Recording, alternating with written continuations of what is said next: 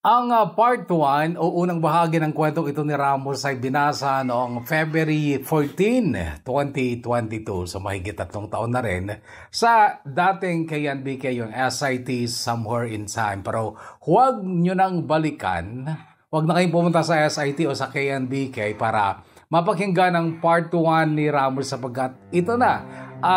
Kasali na dito sa video na ito ang part 1 at ang fresh na part 2. Ito ang kwentong hatid ngayon ng Kahugot TV, The Kahugot YouTube channel.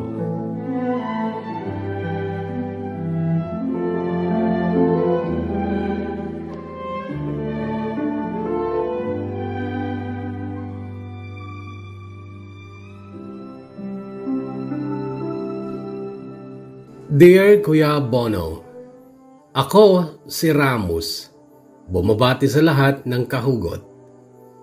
Isa akong mekaniko dito sa Saudi Arabia. Bago lang po akong taga-subaybay mo, una kong napakinggan ang kwento ni Kuya Carlito na kaprobinsya ko rin pala. Bilang isang OFW, karamihan sa amin ay napupuno ng pag-asa at inspirasyon ng buhay dahil kami ay nagsisikap para mabigyan ng magandang buhay ang aming mahal na pamilya.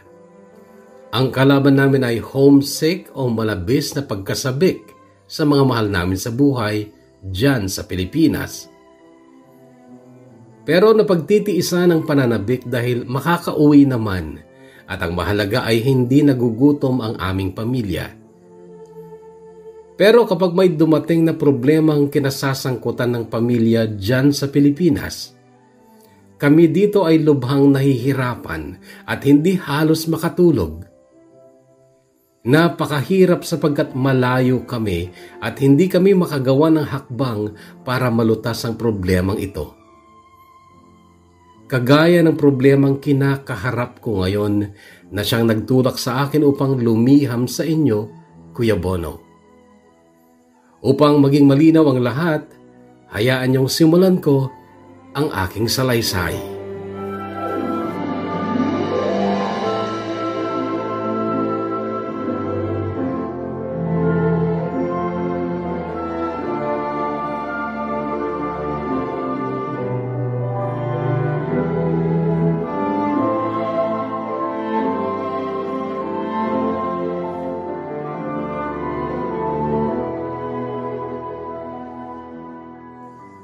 Taong 2016 noong malipat kami sa isang barangay na nasasakupan ng bayan ng Bayumbong, Nueva Vizcaya. Galing po kami ng San Jose City, Nueva Ecija. Si Mama ay nakabili ng bukid mula sa kaibigan niyang taga Bayumbong. 1.5 ektarya lang yon na siyang sinaka namin ni na Papa kasama din ang aking Kuya Ronnie. 5 kaming magkakapatid, Kuya Bono.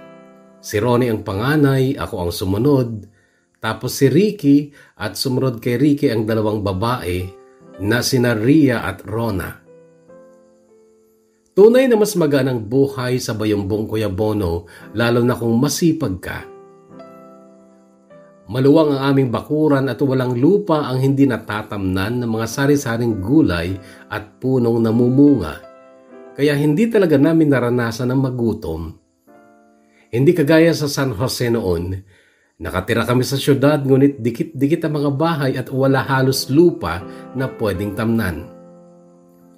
Si Papa ay nakikisaka lang sa San Jose noon ngunit malayo ang bukid niya. Sumasakay lang siya sa kanyang bisikleta upang makapunta sa sakahin niya.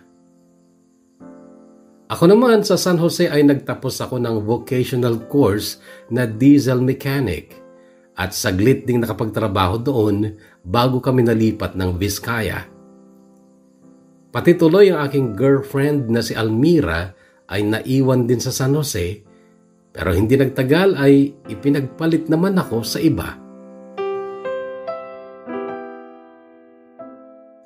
Masakit yon para sa akin, Kuya Bono, kasi naging napakababaw ng dahilan niya.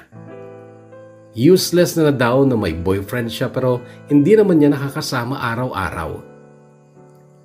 Tinanggap ko na lang kahit na ipangako ko sa kanya noon na siya ang una at huling babaeng mamahalin ko.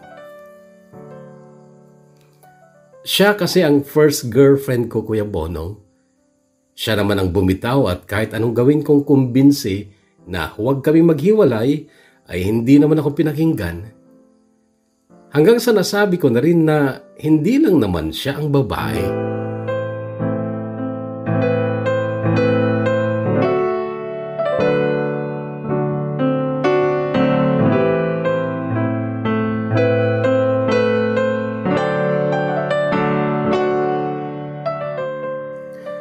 At tama naman, Kuya Bono, maraming babae. Sa katunayan ay kaagad akong nagkaroon ng mga kaibigan sa Boyumbong. Mga kabarangay ko din sila. Sila ay sina Ophel, Kathy at Maring. Isama na rin natin ang dalawang baklang sina Rod at Ikay. At nung tumagal ay nadagdagan pa ng mga barkada naming lalaki na karamihan ay mga jowa din lang ng mga babaeng nabanggit ko. Unang nabihag ang puso ko kay Kathy na siya talagang dahilan kung bakit sinagot ko ang hello ng baklang si Roda noong minsang napadaan ako sa tindahan kung saan sila nakatambay. 4 sila noon samantalang ako ay nag-iisa lamang. "Lika mo na dito!" Sigaw pa sa akin ni Roda noon. Lumapit nga ako at noon ko sila nakilala. Nakipagkwentuhan ako sa kanila at bago ako umalis noon ay sinabi ni Kathy na birthday niya sa susunod na araw. Imbitado daw ako. May inuman daw na magaganap.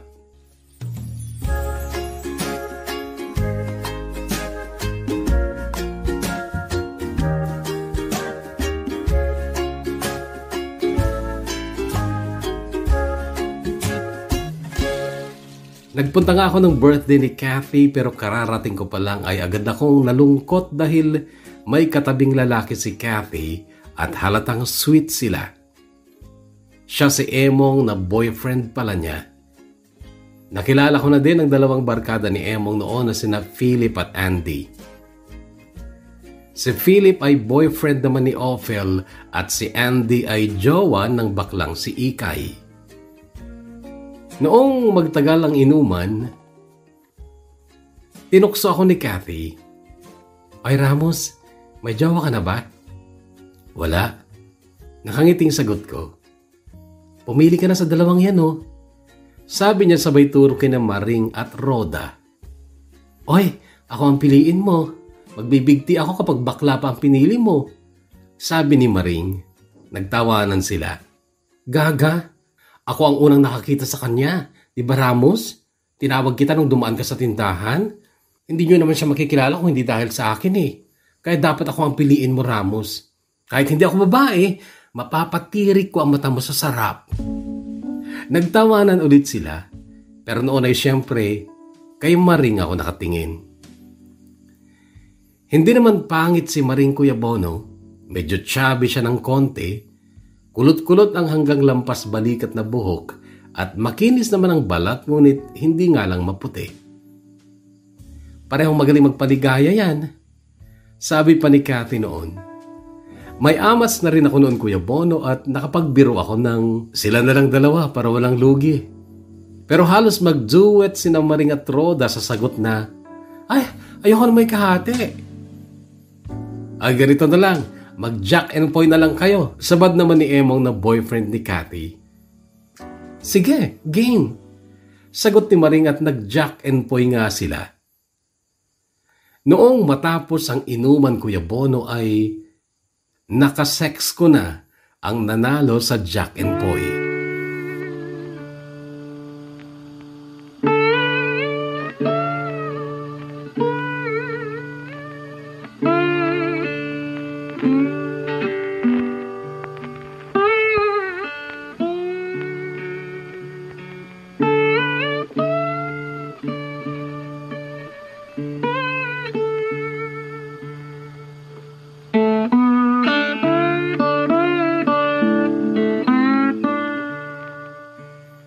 Nagulat ako sa klase ng mga bago kong kaibigan. Baryong-baryo ang lugar na yun, Kuya Bono, at napapalibutan nga ng bukid.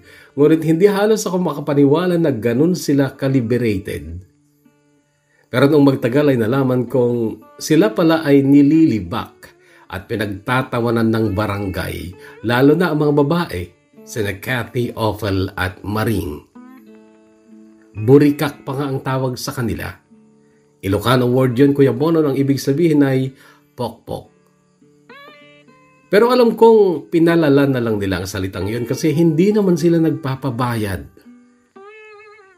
Hindi naman ako siningil ni Maring noong matapos kami magtalik. At mula noon halos gabi-gabi ay magkakasama kami sa bakuran ng bahay ni na Ophel at Ikay na magkapatid pala.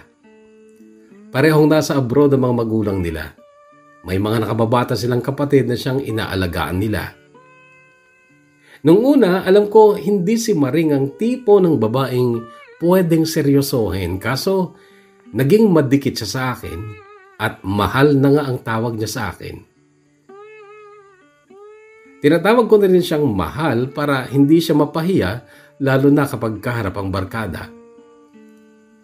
Alam ko din na hindi ako ang nakauna sa kanya pero okay lang kasi hindi naman siya ang nakauna rin sa akin. May mga nakatalik na rin ako noon sa San Jose. Kaya lang malambing at napakabait sa akin ni Maring. Idagdag mo pa yung talagang napakahusay niya sa kama. Lahat, Kuya Bono, kaya niyang gawin, mapaligaya lang ako. Nagugulat na lang ako kasi napakahusay niya sa lahat ng bagay tungkol sa pakikipagtalik. At dahil doon ay hindi ko na rin naiwasan ng tuluyang mahumaling sa kanya.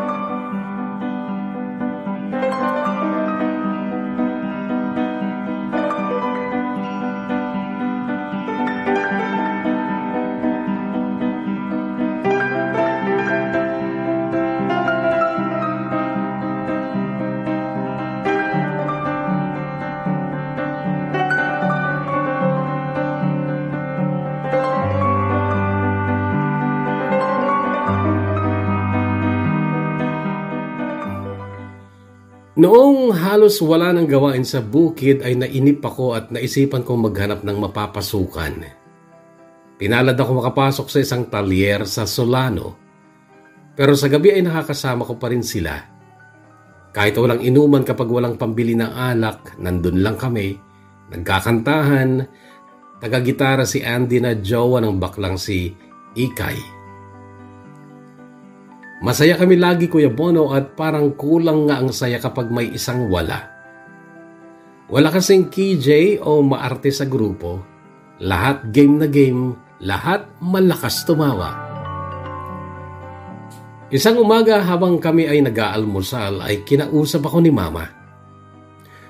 Oy Amos, balita ko may nobya ka sa baryo. Baryo ang tawag namin sa parang main area ng barangay. Kami kasi ay nasa gitna ng bukid at wala kaming kapitbahay. Medyo malayo ang baryo sa amin. 15 minutos ang nilalakad ko kapag nagpupunta ako kina Ophel. Hindi ko sinagot si Mama noon. Ngumiti lang ako. Masamang babae pa daw yung napili mo ah. Umiinom daw ng alak, nagsisigarilyo. At sabi pa nila marami na daw nakakuha sa babaeng yun. Napasulyap ako kay Kuya Ronnie noon.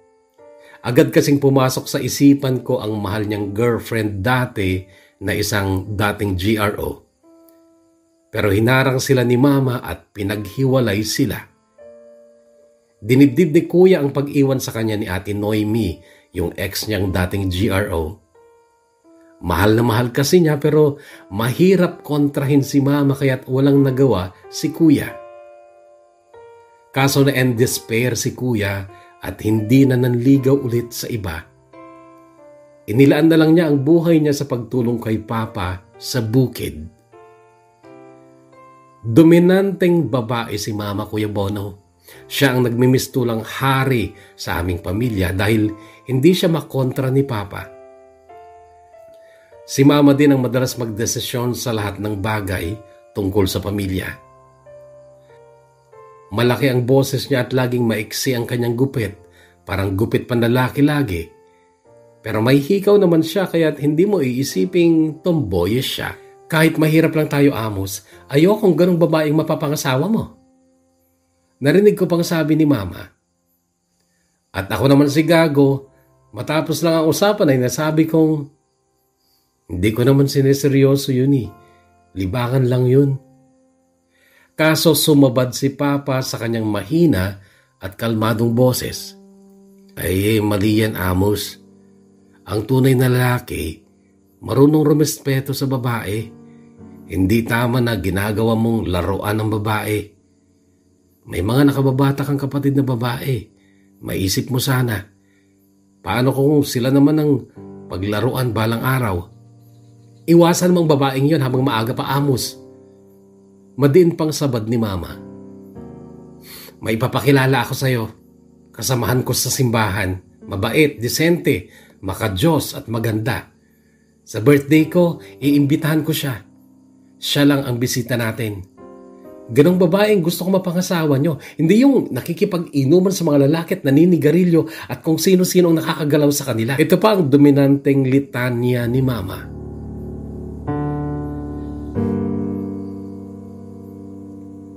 At noong sumapit nga ang birthday ni Mama ay mayroon namang konting handa at may 2 dalaga na bisita namin. Si Melissa at ang pinsan niyang si Raquel.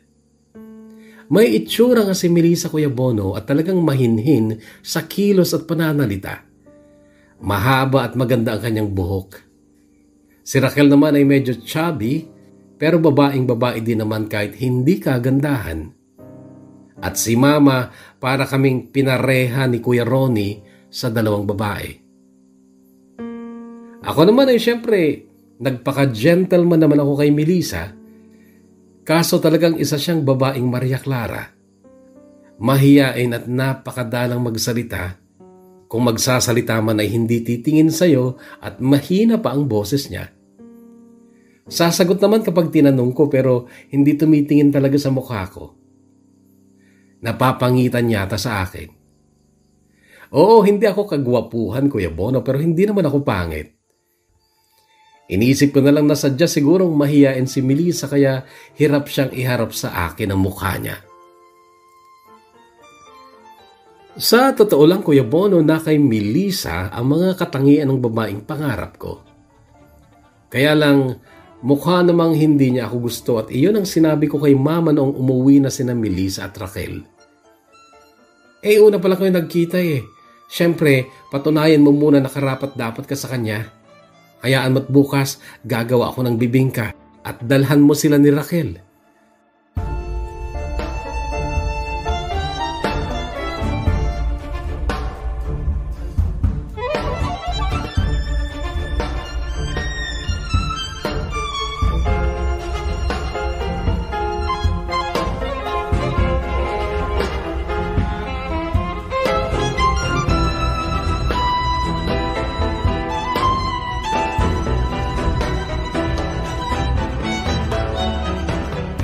Tumakas lang ako nung gabing nagpunta ako kina Ophel. Mahigit 1 linggo akong hindi nagpakita sa kanila dahil pag-aalis ako ng gabi ay sinisita ako ni Mama. Kung ano-ano na din ang dahilan ko kina Ophel at Maring kapag tinetext ako at tinatanong kung bakit hindi na ako nagpupunta. Noong gabing yun ay nagkainuman kami at gaya ng dati ay nauwi kami sa kubo ni na Ophel sa likod ng bahay nila. Tinatabingan lang namin yun ng sahod o yung sako na tinahi, pinagdugtong-dugtong para makagawa ng malaking trapal. Noong matapos kami ni Maring ay may sinabi siyang nagpakabog sa dibdib ko. Mahal, hindi pa ako dinadatnan. Baka na-delay lang. Ngayon lang nangyari to eh. Regular ang mens ko. Pero 1 buwan ng delay. Tingin ko, buntis ako. Paano yan? Anong paano yan? Ikaw ang magdesisyon, ikaw ang lalaki, di ba? Ano ba kasing gusto mong mayari? Ano pa, pakasalan mo ako. Hindi yan madali, mahal. Nakita mo namang mahirap lang kami. Sa gitna ng bukid kami nakatira at maliit lang ang sweldo ko sa talyer. Kahit sa quest lang naman, kahit walang handa, mag-inuman na lang tayo pagkatapos, okay na yun sa akin. Hala nakakahiya naman kapag ganun lang ang kasal. Mahal, mas nakakahiya kung lolobo ang tiyan ko pero hindi naman tayo kasal. Sige na, hindi naman ako naghahangad ng magarbong kasal eh. Di sige. Sasabihin ko sa magulang ko. Ito na lang ang nasabi ko noon, Kuya Bono, pero pag uwi ko, tinatahulan pa lang ako ng aso namin dahil madilim at hindi agad siguro ako nakilala ay sumindi na ang ilaw at bumukas ang pinto. Si Mama. Galing ka na naman sa babaeng yun, ha, Amos? Ikaw tatanga-tanga ka, no? Ayaw ni Melissa ng lasenggong asawa. Magtino ka naman para magustuhan ka niya. Melissa na. Mama, buntis na si Maring. Magiging lola ka na. Maring? Yung babaeng maraming bisyo? Oy, Amos, pag ganun daw yun, paano ka nakakasiguro sa'yo yun, ha? Hindi ako papayag na maging asawa mo yun, sinasabi ko sa'yo. Buntis na nga daw, Ma. Ano pang magagawa ko? Ay, wag kang tanga, Amos. Sure ka ba na sa'yo yung pinagbubuntis niya? Baka naman isa sa mga nakakainuman niya. O hindi mo pakakasalan yun at lalong hindi mo siya pwedeng iuwi dito sa bahay natin. Sinasabi ko sa'yo, Amos, huwag mo akong bibigyan ng problema.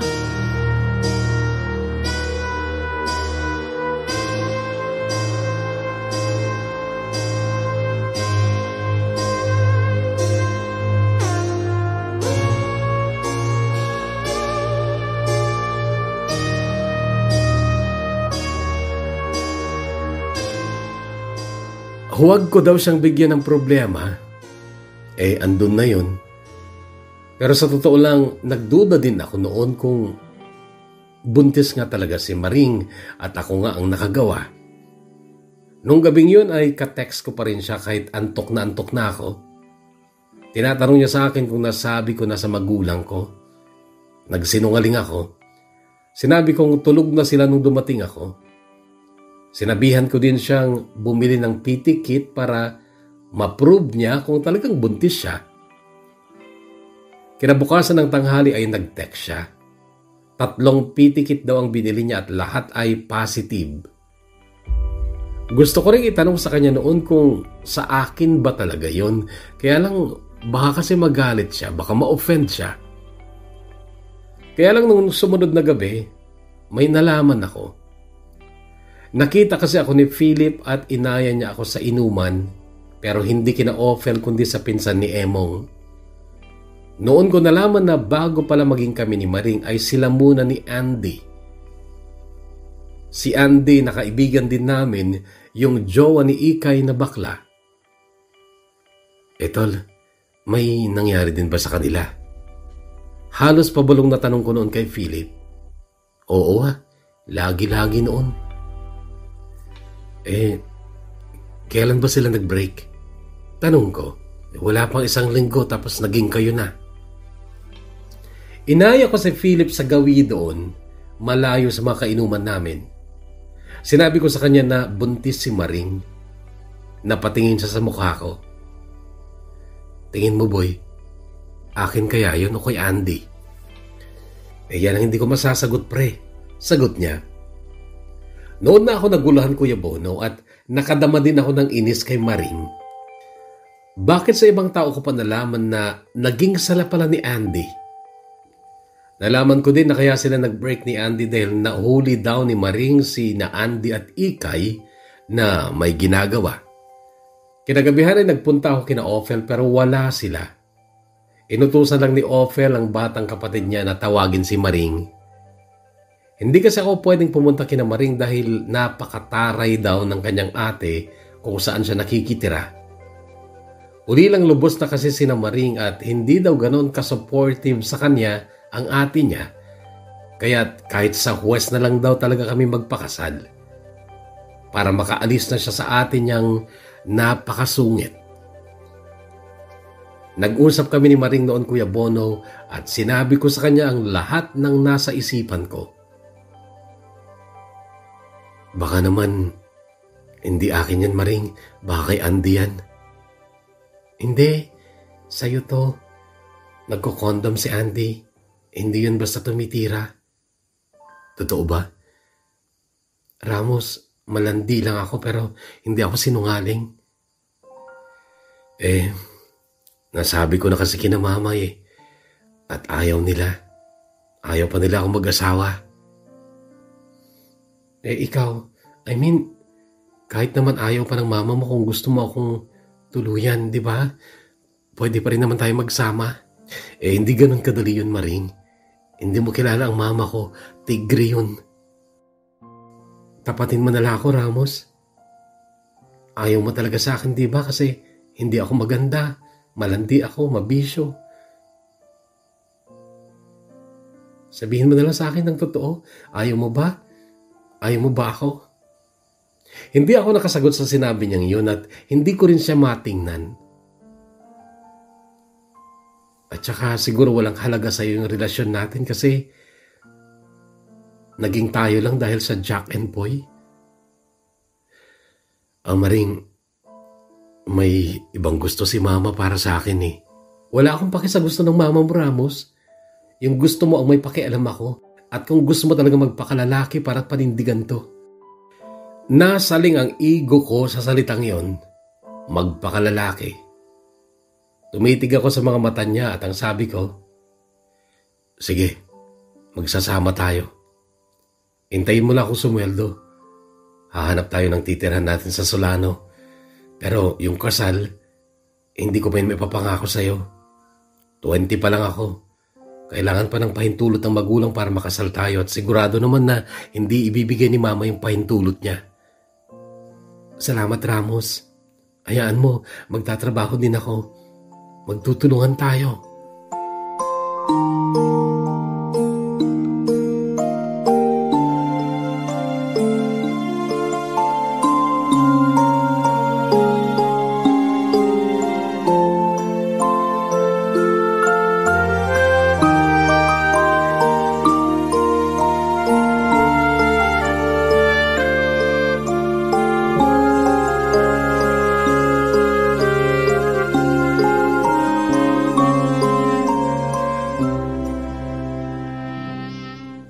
Noong sumweldo ako ng gabing yun, Kuya Bono, kinabukasan ay nag-impake ako. Wala si mama noon, nasa simbahan kasama sina Melissa at nagde-decorate daw sila. Kaso nung paalis na ako bitbit ang bag ko ay nakasalubong ko sila. Saan pupunta? Tanong ni mama. Ayoko sana siyang sagutin kasi kasama niya sina Melissa. Ba't ang laki ng bag mo? Magtatanang ka ba? Tanong ni mama. Ma, buntis na si Maring. Mahina kong sabi. Ay, Melissa, mauna na nga kayo ni Raquel sa bahay, ano? Sige na. Utos niya at nung malayo na sila Melissa ay... Amos, di ba sabi ko sa'yo? Ayoko maging asawa mo yung Maring na yun. At valid ang dahilan ko kung bakit ayaw ko sa kanya. Ma, hindi naman ikaw makikisama sa kanya Ako.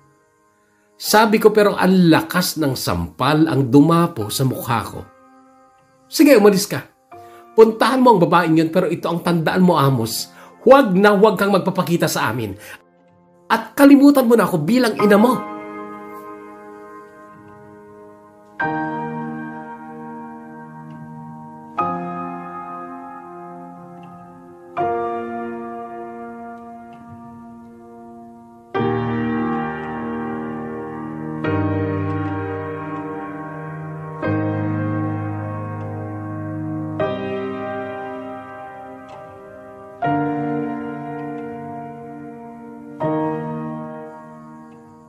Naglalakad ako noon papunta kina Ophel kung saan kami magkikita ni Maring at mabigat ang dibdib ko noon, Kuya Bono, kasi parang mali. Oo, matapang si Mama, tigre talaga pero wala akong maisumbat sa kanya sa mga pag-aalaga at pagmamahal niya sa amin. Nakonsensya na tuloy ako, isa pa, sinang-ayunan na rin yung isip ko yung sinabi niyang valid ang reason niya kung bakit ayaw niya kay Maring. Pero tumuloy pa rin ako kasi gusto ko magpakalalaki at ayokong magaya kay kuya na sumunod lang kay mama at kinalimutan niyang lalaki siya na dapat sana ay ipaglaban niya ang minamahal niya. Hindi ko ganun kamahal si Maring, kaya lang ayoko makansyawan ng pagkalalaki ko. Kaya't nanindigan ako, Kuya Bono. Tutuluyan ko si Maring. Noong dumating si Maring ay mabilis ko siyang inayang aalis na kami, pero may dumating na tricycle at sina Mama at Papa ang laman ng tricycle. "Umuwi ka sa bahay, Amos!" sigaw sa akin ni Mama. "At ikaw, babae, patunayan mo muna sa akin na kay Amos talaga yung pinagbubuntis mo. Balita ko malandi kang babae eh. Baka hindi anak ko ang nakabuntis sa'yo." Takot na takot si Maring noon, Kuya Bono. Nakayuko na lang at may mga tao nang lumapit at nakiusyoso, at isa doon ang mataray ding ate ni Maring. "Ano to, Maring?" tanong niya. Hindi pa rin nakasagot si Maring. "Sino ka?" tanong ni Mama sa ate ni Maring. "Ako ang ate niyan." "Bakit? Sino kayo?" "Ako ang ina ni Amos. At iyang kapatid mo, tinuturo yung anak ko na nakabuntis sa kanya. Ayan na, magtatanan pa sila." Ang hindi ko inaasahan, Kuya Bono, ay biglang nilapitan ng ate niya si Maring at hinila ang buhok nito. "Puro ka kahihiyan, putang ina ka. Umuwi ka nga sa bahay at mag-uusap tayo."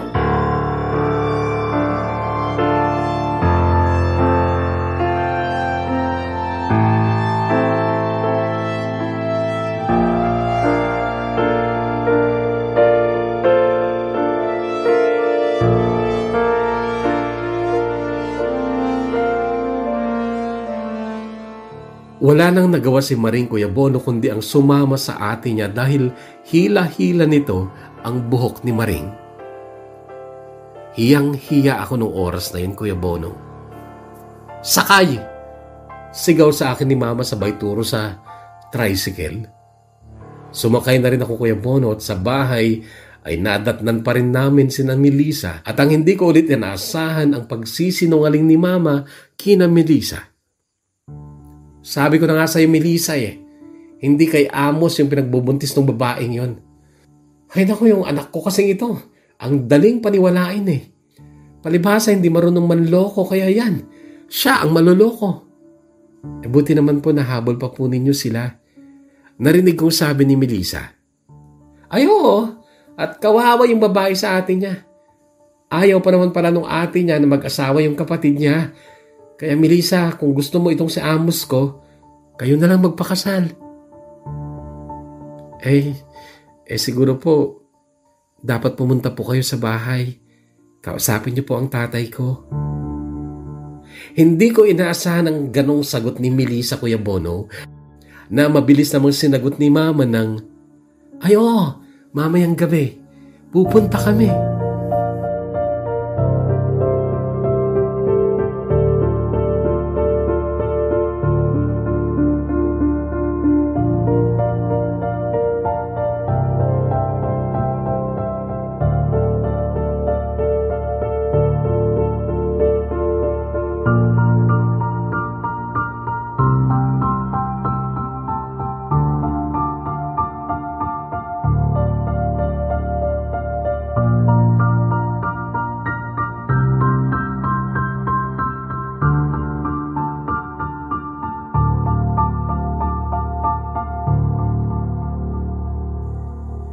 Mahirap lang din si Melissa, Kuya Bono, at wala na siyang nanay.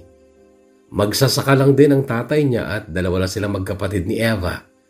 Mas bata si Eva sa kanya at nag-aaral pa ito noon. Ang bilis ng mga pangyayari, Kuya Bono. Akala ko dadalaw lang kami, pero ang nangyari ay pamanhikan na pala. Nagkakatinginan na lang kami ni Melissa noon, pero nung matapos sila mag-usap ay pinagsolo nila kami ni Melissa para makapag-usap. "Ang bilis sabi ko. "Bakit ayaw mo ba? Mas gusto mo ba si Maring?" Hindi sa ganun. Pero ikaw ba, Melissa? Okay lang ba talaga sa'yo yung ganito?" "Okay lang naman, pero syempre tatanungin rin kita. Gusto mo ba talaga akong pakasalan?" "Oo," sagot ko. Pinilit kong iwaglit sa isip ko noon si Maring. "Mahal mo ba ako, Amos? Sunod na tanong ni Melissa. Oo naman.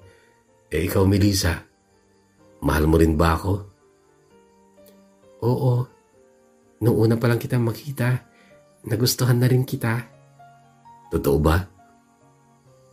Bakit parang nagdududa ka, Amos? Siguro ikaw, hindi mo ako totoong mahal, no? Bakit mo naman naisipan yan? Sige nga, kilala mo naman si Maring, di ba? Ikaw o siya? Sino ba sa tingin mo ang dapat kong piliin? Hindi siya sumagot sa tanong ko na yon, pero ang sinabi niya ay, simpleng kasal lang ang gusto ko, Amos. Ayoko ng mga sinasabi nila kanina. Ayoko nang may pasayaw pa at hindi rin ako magsusuot ng trahe di boda. Puting bestida lang. Simpleng-simple lang, Amos. Ang mahalaga lang sa akin ay makasal tayo.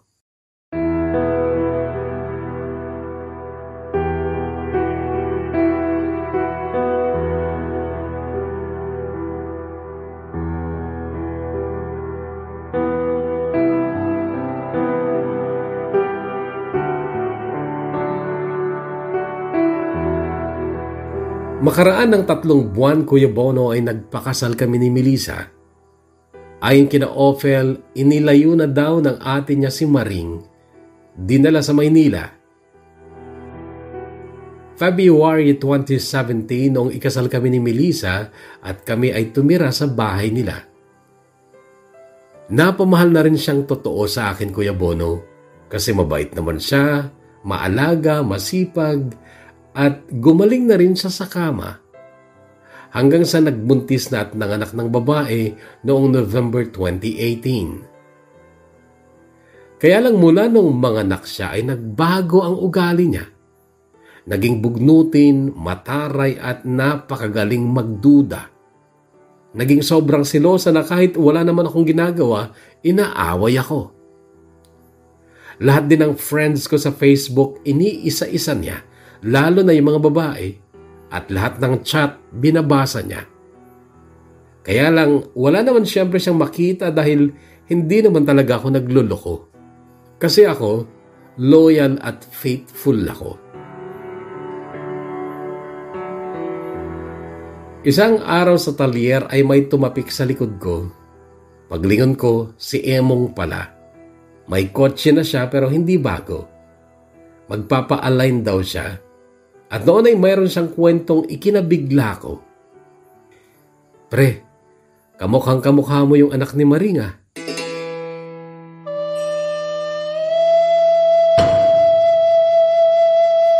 Kwento pa ni Emong, Kuya Bono, ay dumating daw si Maring at may dalang bata at iniwan niya ito sa ate Susan niya dahil mag-a-abroad si Maring sa Singapore.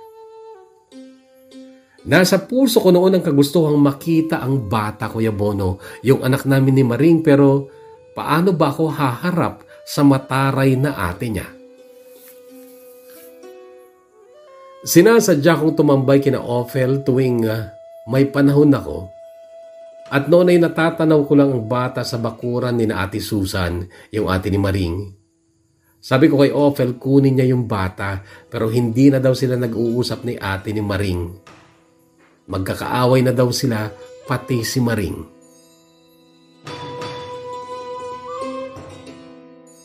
November 2019 ay naaya ako ni Kuya Freddy na mag-apply ng trabaho sa abroad. Pinayagan naman ako ni na Mama at tinulungan pa nga ako sa mga gastusin. January 2020 ay nakaalis kami ni Kuya Freddy papunta dito sa Riyadh, Saudi Arabia. So naging LDR na kami ni Melissa. Pero ang maganda ay medyo malaya na ako sa pagkasilosa niya. Nakakapag-chat na ako sa kahit kaninong gusto kong i-chat kasi hindi naman niya alam ang password ng Facebook ko. Sa totoo lang, Kuya Bono, hinanap ko si Maring sa Facebook. Kaya lang hindi ko makita. Hindi naman na daw siya friend ng mga dati kong barkada. Hindi na daw active yung lumang account niya. Dumaan ang 2 taon, Kuya Bono, pati siyempre ang mga lockdowns dito noong magsimula ang pandemya kung saan apektado kami ng sobra pati sweldo at trabaho. Hanggang sa dapat ay uuwi na ako sa darating na February 2022, pero December pa lang ay sinabi na ng boss namin na extend pa ako ng 8 months. Babawi daw kami sa mga nasayang noong lockdown. Pumayag na lang kami ni Kuya Freddy. Noon ding buwan na yon, December, Kuya Bono, ay nakatanggap ako ng pangit na balita tungkol sa asawa ko.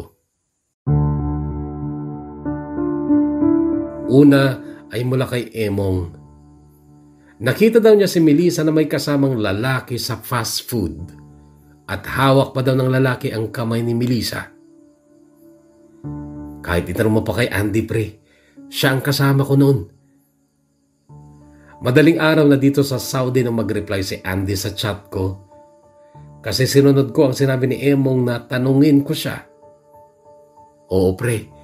Napicturan ko pa nga kaso malaboy dahil dun sa salamin. Nasa labas kasi kami ni paring Emong.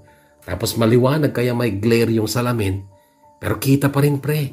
Gusto mo isend ko sa'yo? Sinend nga niya, Kuya Bono, at nasiguro ko si Melissa ngayon. Sa damit pa lang, yung pinakapaborito niyang pink na bestida.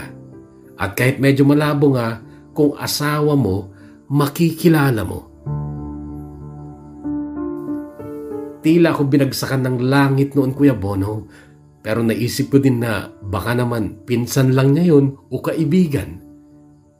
Sinabi ko din kina Emong yung naisip ko na yun. Sa bagay, hindi tayo pwedeng mag-conclude agad na niloloko ka ng asawa mo. Kaya lang, pre, kailangan ba talaga mag-holding hands pa yung pag magpinsan o magkaibigan? Muli akong kinabahan, Kuya Bono, nung maisip kong walang pinsang binata si Melissa. At yon, hindi na ako natahimik. Pero hindi ko naman magawang komprontahin si Melissa kasi tiyak mag-aaway lang kami. Pero kay Kuya Ronnie, nasabi ko. At ang sabi niya, hayaan mo, mamanmanan ko. Noong time kasi na yun, Kuya Bono, ay may tricycle na si Kuya Ronnie. Nanghingi siya sa akin noon ng pandagdag sa pera niya para makabili ng pampasada. Hanggang sa makaraan ng 2 linggo, Kuya Bono, ay nag-chat sa akin si Kuya Ronnie. Tama ka, Amos. May lalaki nga yung asawa mo.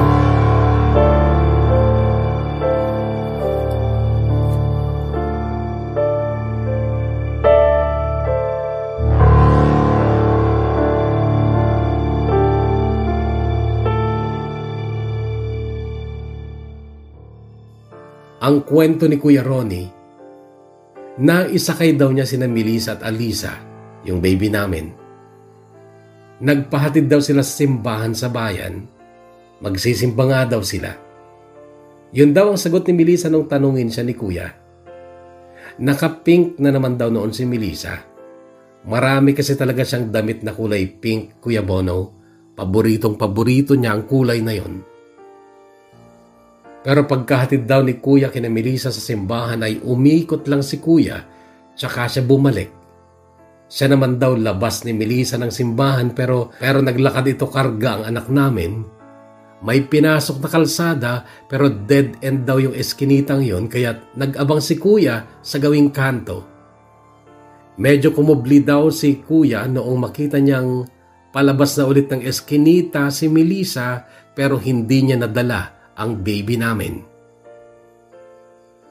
Pumara ito ng tricycle, sumakay at sinundan ulit ni Kuya Ronnie hanggang sa Solano.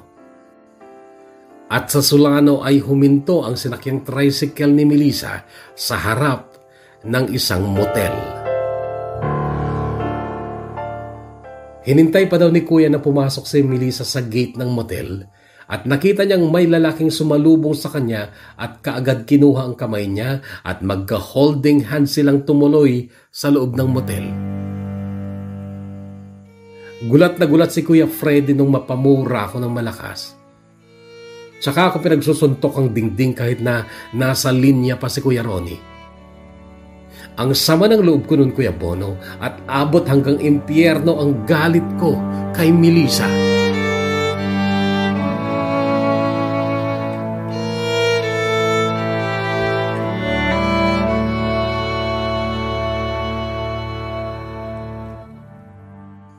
Guwapo daw at matikas ang lalaki, sabi pa ni Kuya Ronnie, at lalo akong nanggigil. Huwag mo munang ikwento kay Mama, Kuya, sabi ko. Pero noon ay kinumpronta ko na si Melissa sa chat, pero nagsinungaling siya. Sumumpa pa siya na kahit daw mamatay siya kung nanlalalaki siya. Grabe napaka-plastic mo, Melissa. Pasimba-simba ka pa, gagawa ka rin pala ng karumal-dumal na kasalanan. Saan mo iniwan si Alisa nung bago ka makapagkita sa lalaki mo sa motel? Ano bang pinagsasabi mo? Wala akong alam sa mga sinasabi mo. Siguro ikaw may ginagawang kababalaghan dyan sa Saudi, at pinapahid mo lang sa akin ang kasalanan mo. Wow, Melissa, ang tindi mo din, ha? Sana nga pwedeng mambabae dito sa Saudi, para naman makaganti ako sa kalandian mo. Kaso mahigpit dito, hindi mo pwedeng makasama ang babaeng hindi mo asawa. Hindi gaya dyan sa Pilipinas, pwede kayong kumain habang magka-holding hands sa Jollibee at pagkatapos ay mag-check-in sa Newcastle Lodge. Wala akong alam sa mga sinasabi mo, Amos. Huwag mo akong gawan ng kwento. Hindi ako ganyang klaseng babae kaya mahiya ka sa mga sinasabi mo.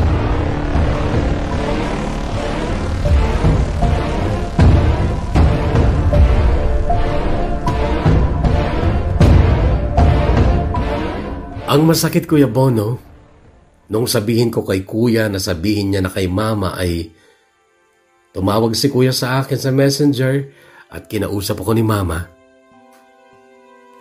Baka nagkamali lang yung Kuya mo sa nakita niya.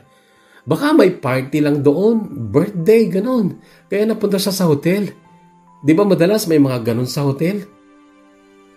Ganito pa ang gustong palusot ni Mama. Pero narinig kong nagsalita si Kuya.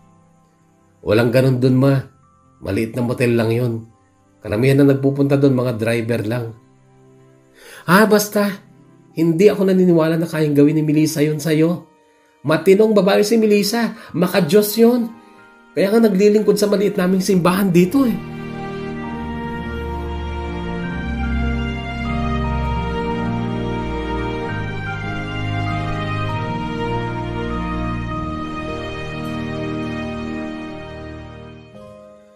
Kilalang kilala ko din si Kuya Ronnie, Kuya Bono. Hindi niya gawain ang gumawa ng kwento o magsinungaling, lalo na't nakataya doon ang relasyon namin ni Melissa. Si Mama ayaw lang niyang tumanggap ng pagkakamali niya kasi nagkamali talaga siyang ipagduldulan sa akin si Melissa. Pero nagdesisyon na ako, Kuya Bono. Hihiwalayin ko na si Melissa pag uwi ko. At naghahanap na rin ako ng ibang babae sa Facebook. Hanggang sa may nakita akong post ni Ikay, yung baklang kaibigan namin, at may kasama siya sa picture na ang caption niya ay, "Buti pa si Lola, nakabingwit ng AFAM." Si Maring at isang lalaking puti ang kasama ni Ikay sa litratong yun. Nakaakbay ang puting lalaki na yun kay Maring at nakaakap naman ang kaliwang bisig ni Maring sa bewang ng lalaki. Nilike ko pa ang picture na yun, Kuya Bono, tapos chinat ko si Ikay. Nag-reply naman siya, "Oy, kumusta? Marami pa talagang ombre dyan sa Saudi?" Ganito ang naging reply ni Ikay sa chat ko na, "Hi ganda, kumusta?" "Oo, marami. Pero Ikay, yung post mo na picture ninyo ni Maring, asawa ba niya yun?" Oo. Yes. Kasal na sila sa Singapore. Lost ka, Kuya. Nakapangasawa ng AFAM yung babaeng binaliwala mo. Yung babaeng inakala mong malande na pinagpalit mo sa Santa Santita na mas makati pa naman pala sa higad. Napakunot noo ako sa chat na yun ni Ikay. "Ikay, alam mo din yung tungkol kay Melissa?" "Of course! Yung lalaki niya, pinsan ng friendship ko. And take note, Ramos, nakita ko na rin silang naglalandian sa ilog. May video nga ako dito eh. Isasend ko sa'yo kapag malaki-laki ang data ko."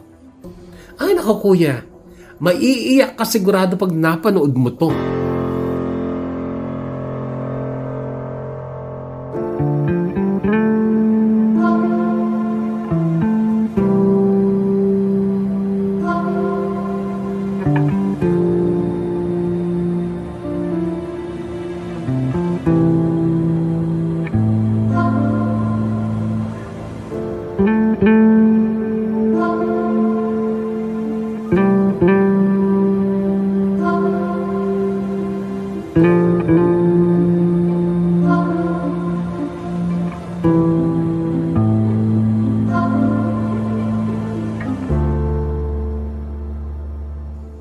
Iyan, Kuya Bono, ang bumabagabag sa isipan ko ngayon.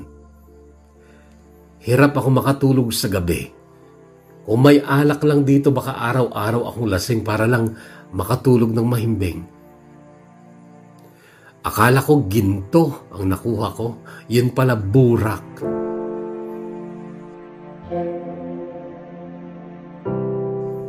Iniiyak ko na lang kapag hindi ko nakaya at parang sasabog na ang dibdib ko sa matinding galit. Kailan ko lang sinabi kay Melissa na hihiwalayan ko na siya pag-uwi ko. Kausap ko siya noon sa Messenger. Yung call feature ng Messenger. Ang sagot niya sa akin nung sinabi kong hihiwalayan ko na siya, kung kaya mo, ilalaban ko ang karapatan ko sa korte.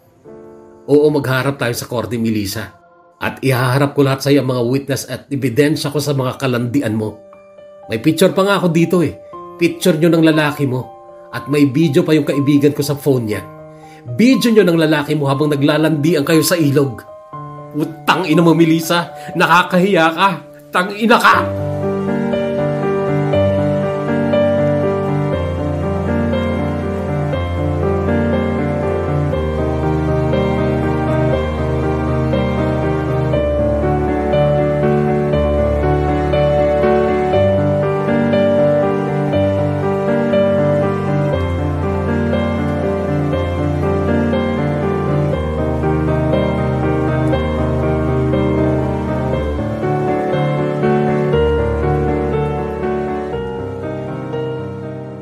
Iniiwasan ko makausap si Mama, Kuya Bono, dahil ayoko sana siyang sumbatan.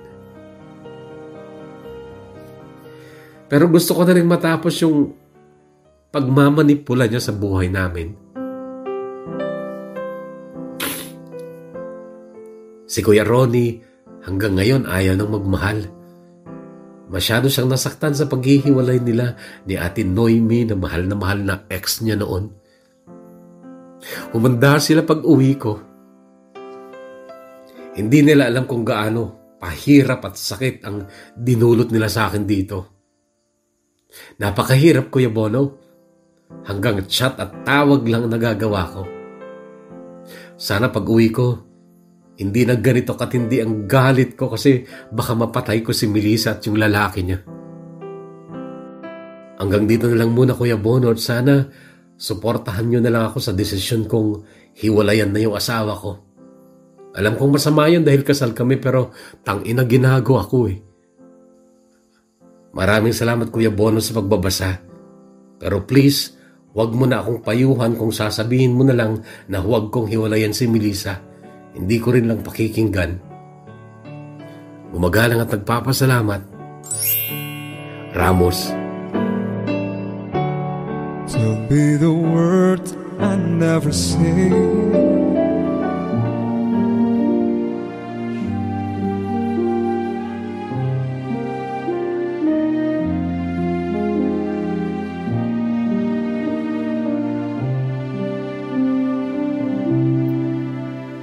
Dear Kuya Bono,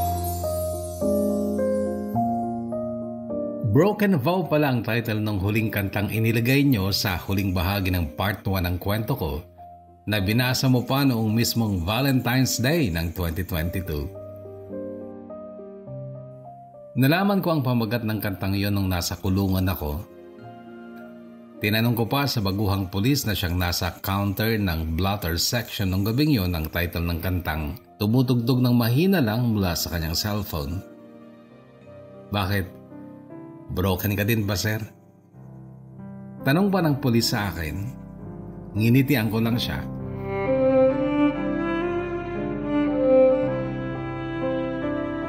Nakauwi kami ni Kuya Freddy dyan sa Pilipinas noong December 13, 2022. Natapos ang kontrata namin ng February pa lang pero in-extend kami ng amo namin ng 8 buwan.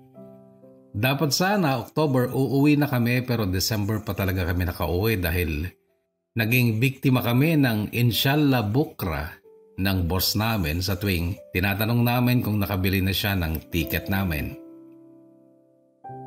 Hindi ako dumiretso sa bahay namin. Sa isang apartment sa Solano ako dumiretso at tumira ng ilang araw doon. Door number 1 ang magandang apartment. 5 pinto kasi yon, pero yung door number 1 ang pinakamalaki at medyo naiiba ang itsura ng harap. Yun din ang may garaheng pangdalawahang sasakyan. First class ang design at kumpleto na ang mga gamit.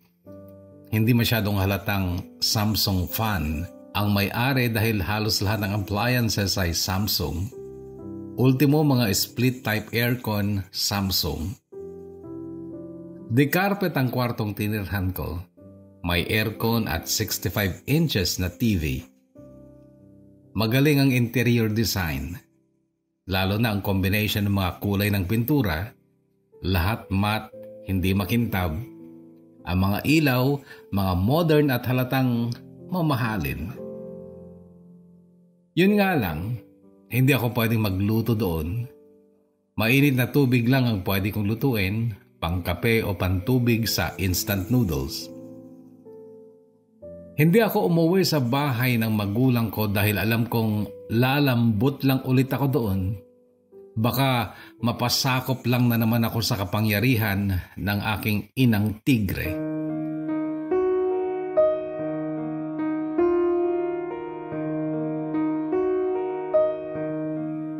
Tatlong oras ang inilagi ko sa presinto nung gabing yon, na unang gabi ko nung magbakasyon ako dyan.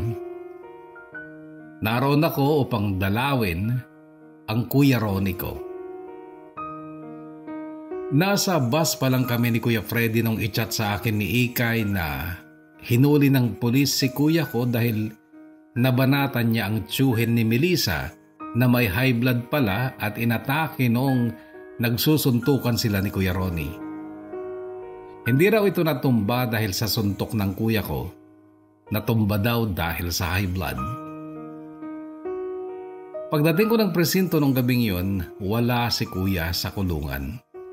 Dinala daw siya sa ospital dahil nilagnat naman. Nagtaka ako noon kasi alam kong hindi sakitin ng kuya ko.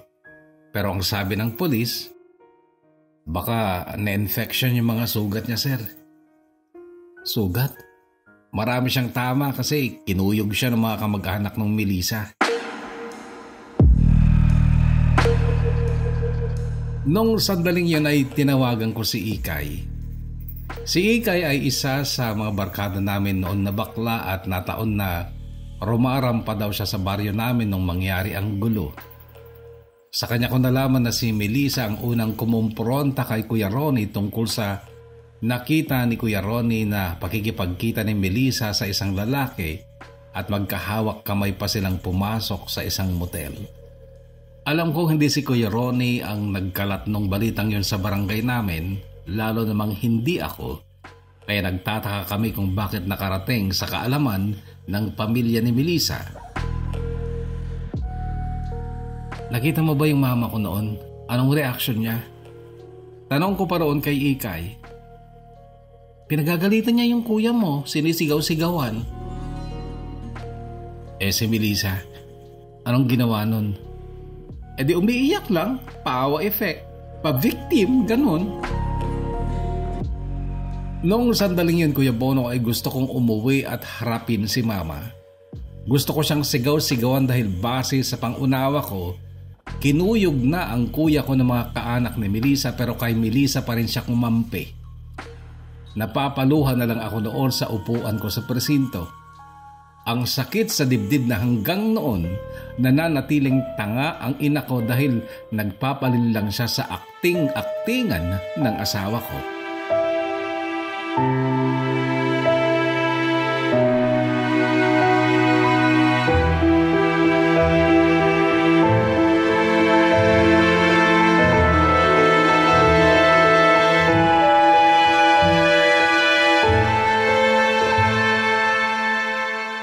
Magdadalawang oras na ako sa presinto nung dumating ang patrol car kung saan isinakay si Kuya Ronnie.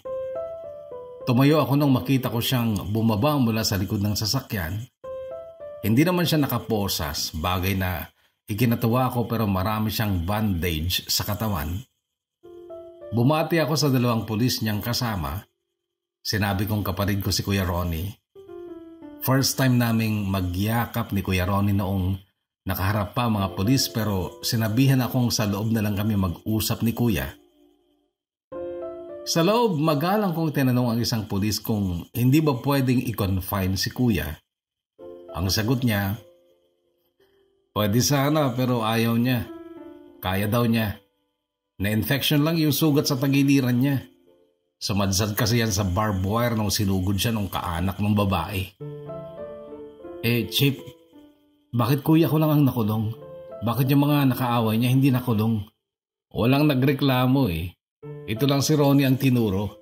Pati yung nanay niyo. Ang sabi, wag daw idamay mga kamag-anak ng Melissa dahil pinagtatanggol lang daw ni Melissa ang sarili niya. Putang ina. Nabigkas ko nang hindi ko sinasadya pero agad din ako nag-apologize sa pulis. Ay, sorry po sir. Ang sama lang kasi ng loob ko. Sarili naming ina, ayaw kaming pagmalasakitan. Actually, tinanong ko siya tungkol dyan. Ano na ang pangalan mo? Ramos po. Ramos, tinanong ko siya kung bakit parang napaka-willing siyang ipakulong ang anak niya. Ang sagot sa akin, sa tama lang daw siya. Kahit daw anak niya kung mali, mali. Hindi niya pagtatakpan, hindi niya ipagtatanggol. Hindi ko na napigilan ng luha ko noon, Kuya Bono. Luha yon ng matinding sama ng loob at disappointment sa aming ina.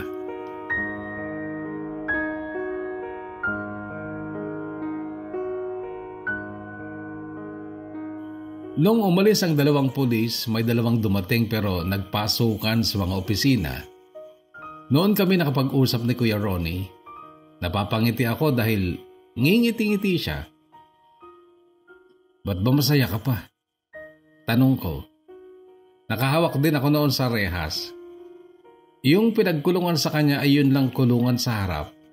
May iba pa talagang kulungan sa bandang likod. Kulungan ng mga magtatagal doon. Si Kuya Ronnie kasi ay na-detain lang muna at kinabukasan ay hihintayin ng formal na pagsasampa ng kaso laban sa kanya. Nagring ang cellphone ni Kuya Ronnie. Ni hindi siya nagsalita. Parang pinakinggan lang ang sinabi nung tumawag sa kanya. Pagkatapos noon ay tumingin siya sa entrada ng presinto at nakita kong sa kalsada ay may pumuradang kotse. Bumukas ang pinto ng kotse at lumabas mula doon ang isang babaeng hindi na mataba. Hindi na baryotik ang itsura. May class na kasi mapera na. Si Maring. Oo, Kuya Bono, si Maring ang nakasuporta sa amin ni Kuya laban kina Melissa at Mama. Si Maring ang magpapiyansa kay Kuya kung sakaling matuluyan itong makulong at kay Maring din ang apartment na tinuluyan ko. Naalala niyo ba si Maring? Siya yung una kong nakatalik nung bagong salta pa lang ang pamilya namin sa Nueva Vizcaya. Nakatalik ko siya dahil sa Jack and Poy. Sila ng baklang si Roda ang nag-Jack and Poy noon. Sabi pa ni Maring noon, magbibigti daw siya kapag bakla pa ang pinili ko. Siya ang nanalo sa Jack and Poy kaya siya ang nakatalik ko nung gabing yon. Pero hindi lang nung gabing yon nangyari ang pagkakasala kundi naging madalas dahil nagkaroon na rin kami ng relasyon. Si Maring ang una kong nabuntis pero dahil sa pakikialam ni Mama ay hindi ko siya napakasalan. Nagpakasal na siya dati sa isang AFAM.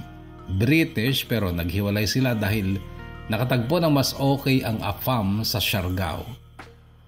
Pinalitan niya si Maring pero hindi niya pinagdamutan ng maraming pera at properties kaya naman si Maring that time ay may power na.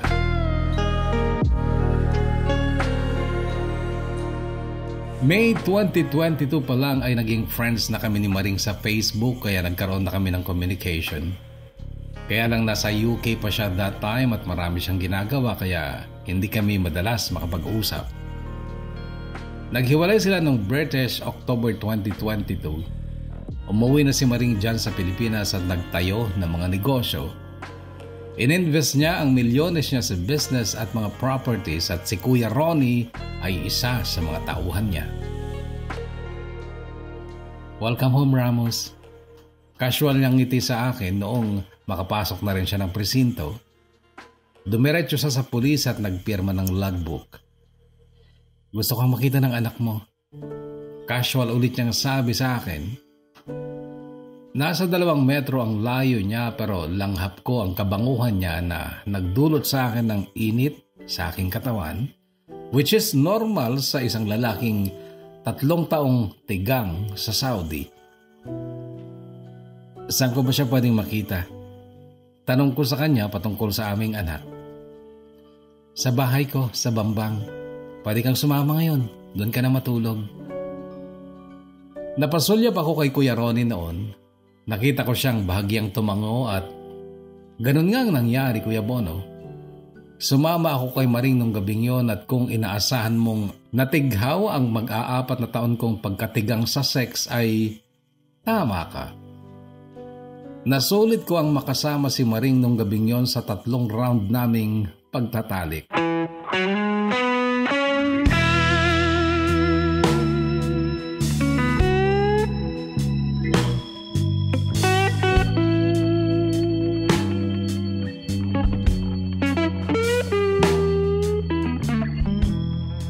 Nung time na yun kahugot ay 6 years old na si Ramar, anak ko kay Maring at tama si Emong sa sinabi niya noon na kamukhang kamukha ko ang anak ko. Kaya lang parang nilinlang ako ni Maring sa pagsasabi niyang gusto daw akong makita ng bata kasi kinabukasan nun, sa wakas ay nagkita na kami ng bata. Tulog kasi siya nung dumating kami ng mami niya nung gabi. Pero nung umaga nga, habang nagkakape ako sa maluwang na veranda sa likod ng magandang bahay ni Maring, akay-akay ni Maring ang bata palapit sa akin pero nung makita ko ng bata ay bigla itong tumigil sa paghakbang at pilit tinatanggal ang pagkakahawak ni Maring sa kamay niya. That's your real dad, baby. Narinig kong sabi ni Maring kay Ramar. Lamukos ang mukha ng bata, halatang ayaw akong makita. Come now, just say hi to your daddy. Sabi pa ni Maring pero, no, I don't want to see him. Sagot niya tsaka inigtad ang sariling kamay para makawala sa mami niya at pagkatapos ay tumakbo ito pabalik sa loob ng bahay. Hinayaan na lang siya ni Maring. Nabigla lang yan. Hindi kasi yun mahilig sa surprises eh. Palusot ni Maring tsaka umupo sa bakanting stainless na upuan sa harap ko. Nung dumating ang katulong para ibigay ang kape ni Maring, ang sabi nito, Ate Ina, nag-aaya si Ramram sa Bayumbong. Gusto daw niya makita ang mama niya. Hindi sinagot ni Maring ang dalagang katulong. Noong umalis ito ay ako ang nagtanong, sinong mama niya? Si ate. Siya ang nag-alaga kay Ramram nung nasa abroad ako kaya naging madikit sa kanya ang bata. Kahit sa akin, Ramos, malayo pa ang loob niya. Kahit binigay ko na lahat ng gusto niya, si ate pa rin ang hinahanap-hanap niya. Yung ate mong kasing tapang ng mama ko? Medyo nakangisi kong tanong noon. Hindi siya sumagot kaagad. Humigop saglit ng kape tsaka palang nagsalita. Ramos, si ate at ang mama mo, sila yung mga babaeng makatwiran. At sa totoo lang, hanga ako sa kanila. Nagtaka ako sa narinig ko kay Maring at kagad ko itong kinontra. Makatwiran? Putang ina, kung alam mo lang kung gaano katindi ang pagdurusa ko dahil sa kagagawan ng ina ko. Maring, kulang na lang magpakamatay ako noon sa Saudi dahil sa kaputahan ni Melissa pero si Melissa pa rin ang pinagtatanggol ni Mama. Yumuko si Maring noon. Nagtaka ako dahil bakit hindi siya nakikisimpatya sa simboyo ng damdamin ko dahil sa aking ina. Then inangat muli niya ang tingin niya sa akin tsaka siya nagsalita. Hindi puta si Melissa, Ramos. Kung may puta man, ay ako. Ako pa rin. Masyado lang kitang minahal, Ramos. Hindi ko maipaliwanag kung bakit. Kahit may kasama na akong British noon, ikaw pa rin ang nasa puso at utak ko. Hindi ka mawala-wala sa sistema ko. Akala ko nung una kapag marami na akong pera, kapag nasa ibang bansa na ako, makakalimutan na kita.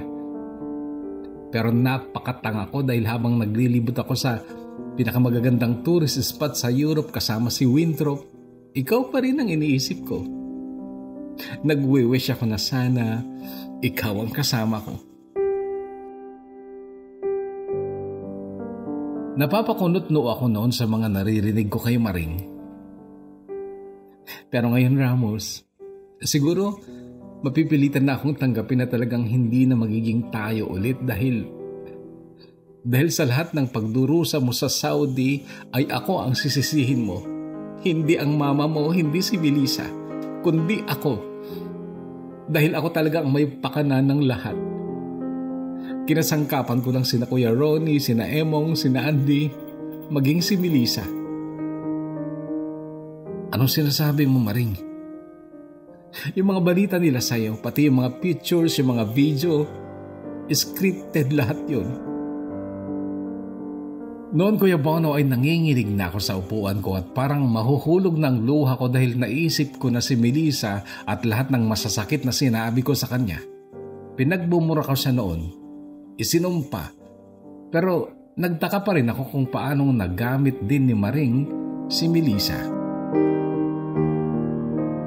Alam ni Melissa na scripted yung mga ginawa niyo? Nakita ko sa picture sa video. Totoong may kasama siyang lalaki, gwapo. Sino ang lalaking yun at paanong pumayag si Melissa sa gusto niyo? Ramos, makinig ka. Ako ang mastermind dito.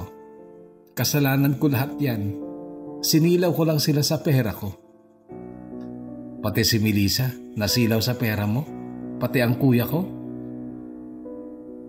Yung kuya mo, nakiayon lang sa akin dahil sa galit niya sa mama niyo. Kahit mali, pumayag siya sa gusto ko dahil gusto niyang gantihan ng mama niyo. Si Melissa, paano mo siya napapayag? Bago ko sagutin yan, Ramos, makinig ka muna sa akin. Kasalanan ko kung bakit nagkasala sa iyo si Melissa. Si Jonathan yung lalaking yun nakasama niya sa ilog, sa fast food at sa motel. Si Jonathan ang binayaran ko ng malaki para paibigin si Melissa dahil nalaman ko na crush si Melissa si Jonathan nung high school sila. Pero nung makagraduate sila ng high school ay hindi na ulit sila nagkita. Sina Ikay ang nagturo sa akin kung nasaan si Jonathan. Inad ko sa Facebook at yun na, naisagawa ko na yung plano ko na walang kaalam-alam si Melissa na patibong lang pala yun sa kanya. Putang ina nyo naman, Maring. Bakit nyo yun ginawa? Magkakahalong emosyon na noon ang naging dahilan ng sobrang pagkalito ko. Ngayon, Maring, in love na ba yung asawa ko sa Jonathan na yun? Sila na ba? Putang ina, kayo pala ang sumira sa buhay ko eh. Ikaw na lang ang magtanong kay Melissa tungkol dyan, Ramos. Kung sila na, kung nagmamahalan na sila. Ayoko nang magsalita dahil baka magkamali na naman ulit ako at madagdagan pa ang kasalanan ko sa'yo. Putang ina naman oh. Ngayon mo na kausapin si Melissa, Ramos. Gamitin mo yung isang kotse ko. Puntahan mo siya ngayon na. Baka sakaling mapakiusapan mo pa siya na hindi na sila magdemanda laban sa Kuya Ronnie mo. At ako na lang idemanda nila. Kasi ako naman talaga ang may sala. At handa ako, Ramos. Handa akong pagdusahan ang katangahan ko.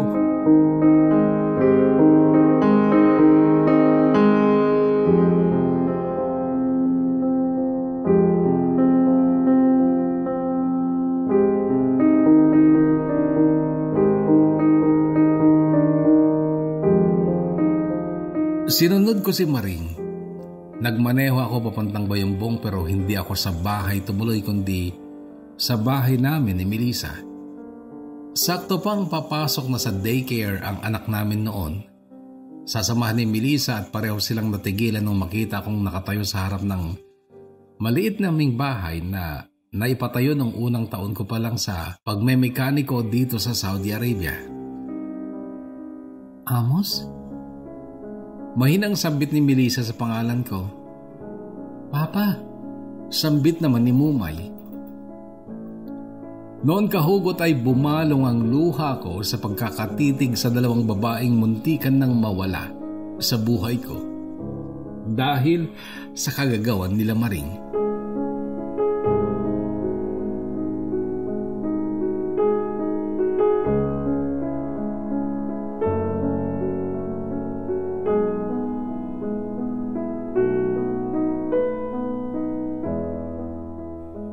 Hindi na sila tumuloy sa daycare nung araw na yon. Si Mumay sobrang naging madikit sa akin. Malambing siya, makulit. Halos ayaw niyang humiwalay sa akin. Pero si Melissa, halatang tuliro. Hindi ko malaman kung galit o ano. Magkaharap kami nakaupo sa maliit naming salas noon. Mag-isa ni Melissa na nakaupo sa sofa na mahaba. Nakagitna siya. Nasa sentro rin siya ng malaking kwadro ng family picture namin na nakasabit sa dingding sa likod niya. Ako, siya at si Mumay ang nasa malaking kwadro. Hindi totoong picture yun kundi inedit lang kasi baby pa si Mumay noong nag-abroad ako. Napahanga din ako sa galing ni Melissa sa pag-aayos ng aming maliit na bahay. Mula kasi sa labas ay hindi pa finish. Wala pang palitada pero sa loob ay finish na, pinturado pa at punong-puno ng mga dekorasyon. Melissa, kailangan natin mag-usap pero bago ang lahat, gusto kong humingi ng tawad sa lahat ng nagawa at nasabi ko sa iyo noon. Hindi ko alam na inosente ka at sinamaring ang may pakanan ng lahat para masira tayo. Patawarin mo ako. Ang tanga-tanga ko. Mataas na ang emosyon ko noon pero si Melissa, kampanteng nakaupo pero hindi rin kayang itutok ang mga mata sa akin. Pati si Kuya Ronnie, nakipagkutsabahan kina Maring para sirain tayo. Sorry kung napaniwala nila ako. Gusto kong umiyak noon, Kuya Bono, para mas maniwala sa akin si Melissa pero hindi ko alam kung bakit wala ng luhang gustong bumalong mula sa mga mata ko. Si Melissa nakayuko. Nilalaro ng mga kanang daliri niya ang kuko ng kaliwang hinlalaking daliri niya. Parang kay lalim ng iniisip niya at parang maiiyak na. Melissa, nakikinig ka ba? Noon ay marahan siyang tumingin sa akin at ang sabi, Amos, halika dito sa tabi ko. Kinarga ko si Mumay. Isinama ko sa paglipat ko sa tabi ni Melissa. Nakatitig siya ng diretso sa mga mata ko. Amos, ang tagal ko nang pinag-iisipan to. Sana makinig kang mabuti at kung ano man yung mga nangyari sa nakaraan, sana alisin mo na sa isip at puso mo. Mag-usap tayo na parang walang nangyari sa nakaraan. Tumango lang ako bilang tugon kahit na hindi ko siya masyadong nagigets. Di ba, Amos? Pinakasalan mo lang naman ako dahil piniwersa ka ng mama mo. At ako naman, nagtiwala lang sa dikta ng isip ko na dahil huwaran ng mga taong nagsabi sa akin na pakasalan kita, pinakasalan na rin kita kasi alam ko noon na kapag mabuti ang taong pakikisamahan ko ay madali ko na lang siyang matututunang mahalin. At tama naman, Amos, natutunan kitang mahalin ng totoo at tapat. Kaya lang, natukso ako nung nasa abroad ka. Well, nakipagkita ako kay Jonathan nung mag-chat siya na gusto niya ako makasama kahit saglit sa Jollibee pero for old time's sake lang yun.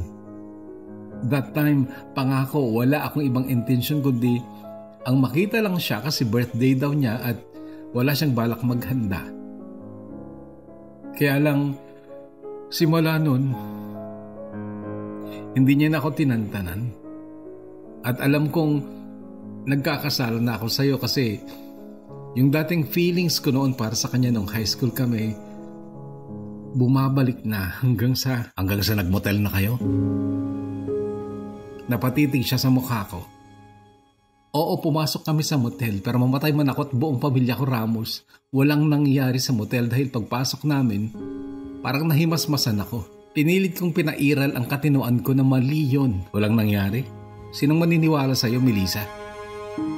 Wala akong pakialam kung may maniwala man o wala. Sinasabi ko lang ang totoo, Amos. Walang nangyari noon pero hindi ko sinasabi ito para lang isipin mong malinis pa rin ako at pwede mo pa rin akong balikan.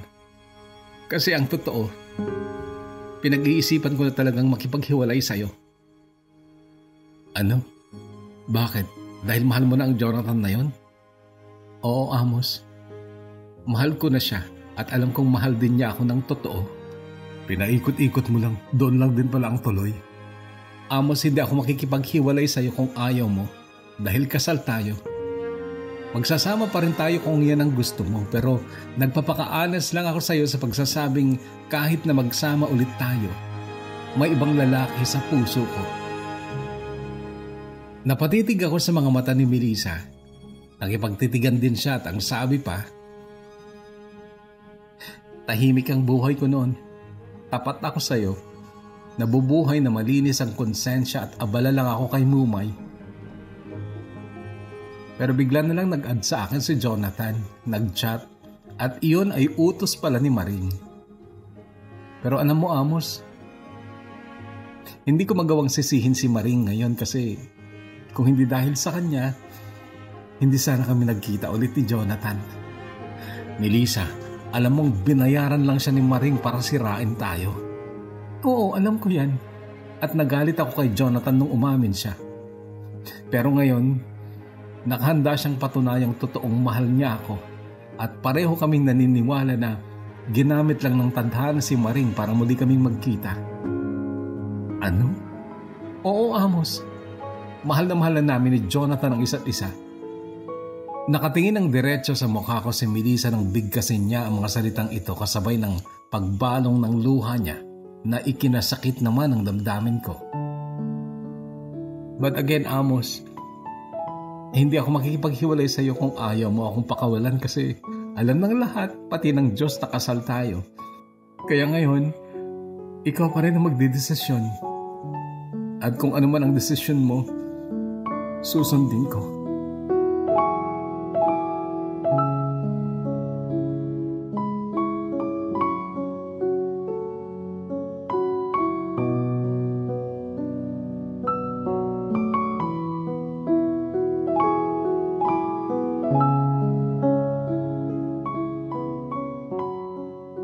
Hindi na nagsampa ng demanda si Melissa laban kay Kuya Ronnie. Nung araw na yon, nakalaya din si Kuya pero noon ko lang nalaman na nakatira din pala siya sa apartment ni Maring kung saan ako tumira kasi gusto kong umuwi noon sa bahay ni na Mama kasabay si Kuya pero ayaw niya. Hindi pa raw siya handang harapin si Mama. Noong gabing yon ay uminom kami ni Kuya sa apartment. Si Maring ay nagtungo noon ng Cagayan dahil mayroon din siyang business sa Tugigaraw. Nagpatugtog ako ng mahinang music sa cellphone ko. Nag-search lang ako sa YouTube. Ang sinearch ko ay old Tagalog songs. At isa sa mga lumabas sa search ko ay yung kantang Gintong Araw ni Bing Rodrigo. Hindi ko alam dati ang kantang yon pero pinindot ko kaya tumugtog. Then tumagay na ako. Si Kuya Ronnie pala ay nakikinig din kahit mahina lang ang cellphone ko nang sabi niya, YouTube ba yan o Spotify? YouTube. Panoorin mo yung cover version ni Almira niyan. Mas maganda pa. Nagigitara lang siya. Almira? Oo, si Almira. Yung ex mo sa San Jose. Bakit may YouTube siya? May communication kayo? Oo, friend ko siya sa Facebook. Mataba na siya. May asawa na. Wala pa pero bakit ba? Patingin niya yung Facebook niya, Kuya. Sina-search ko siya dati hindi ko naman makita. Ibang pangalan gamit niya. Patingin niya. Teka, Amos. Ano bang balak mo? Baka naman makipagbalikan ka pa sa kanya. Hoy, May anak ka kay Maring at mahal na mahal ka pa ni Maring. Pipiliin mo ba si Almira kaysa kay Maring? Nakita mo itong apartment na to? Isa lang ito sa mga pagmamayari ni Maring. At isa pa, Amos. Dati gusto mong pakasalan si Maring pero nakialam lang ang mama mo. Mama natin, kuya. Amos, sa pagkakataong ito, gamitin mo ang utak mo. Kapag naging kayo ni Maring, kahit hindi ka na mag-abroad, piliin mo si Maring kung pakakawalan mo na si Melissa. Huwag ka nang lumayo pa, Amos. Nandito na tayo. Kay Maring ka na.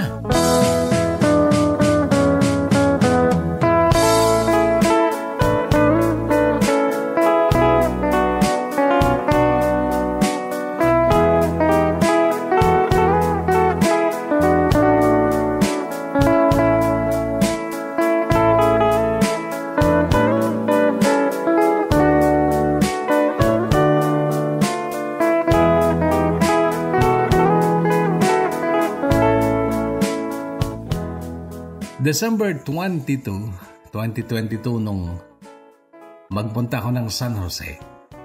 Makaraan ng ilang araw pa lang na pag-chat-chat namin ni Almira. Nagka-boyfriend nga siya ng isa after naming mag-break pero nung masira ang relasyon nila ay hindi na ulit siya nagmahal pa. Ito noon na lang daw niya ang panahon niya sa kanyang ina at pamangkin at sa kanyang trabaho at sa kanilang religion kung saan isa siya sa mga member ng choir at isa din sa mga taga-gitara. Sinundo niya ako sa highway sa barangay Kita-Kita. Dala niya ang owner type jeep ng mama niya, then pumasok kami sa kalsada papuntang kapilya nila. Kumuha lang siya ng ilang pagkain at inumin at ang kanyang gitara. Muli kaming sumakay papunta sa lugar kung saan kami madalas magpunta noong kami pa. Sa lugar na yon ay walang mga bahay, mga puno lang, mga matataas na damo at hindi pa sementadong kalsada. Doon kami nag-usap ni Almira. Pumwesto kami sa ibabaw ng sasakyan. Nung una, kumain kami ng dala niyang pagkain habang nagkukwentuhan hanggang sa nagsimula na akong magkwento tungkol sa naging buhay ko at sa kasalukuyang sitwasyon ko noon. Pinayuhan ako ni Almira. Ang gusto niya, huwag kong sirain ang sinumpaan ko kay Melissa sa harap ng altar. Ang sabi ko, may iba na siyang mahal. Ang sagot niya, lilipas din yun. Kagaya ng kung paano lumipas lang din yung pag-ibig natin para sa isa't isa noon. Di ba? Ang mahalaga, Ramos, tuparin mo yung sinumpaan mo. Minsan lang ako sumumpa ng ayon talaga sa puso ko. Yung sumpa ko kay Melissa sa simbahan, dikta lang yun ng pastor, sinundan ko lang. Yung sumpang galing sa puso ko, sinambit ko noong December 22, 2014, sa'yo. Sumumpa ako sa'yo noon na ikaw ang una at huling babaeng mamahalin ko. Nakalimutan mo na ba? Hindi, Ramos. Actually, kagabi ko pa naisip. Dapat 8 taon na tayo ngayon. Kaso umalis ka. Diyan lang ako sa Vizcaya nagpunta, Almira. Pero pinalitan mo ako. Wala kasi akong tiwala sa long distance relationship eh. At saka immature pa ako ng Ramos. Wala ka namang boyfriend ngayon, di ba? Baka pwede tayong magsimula ulit. Tumawa siya sabay gitara. Charan!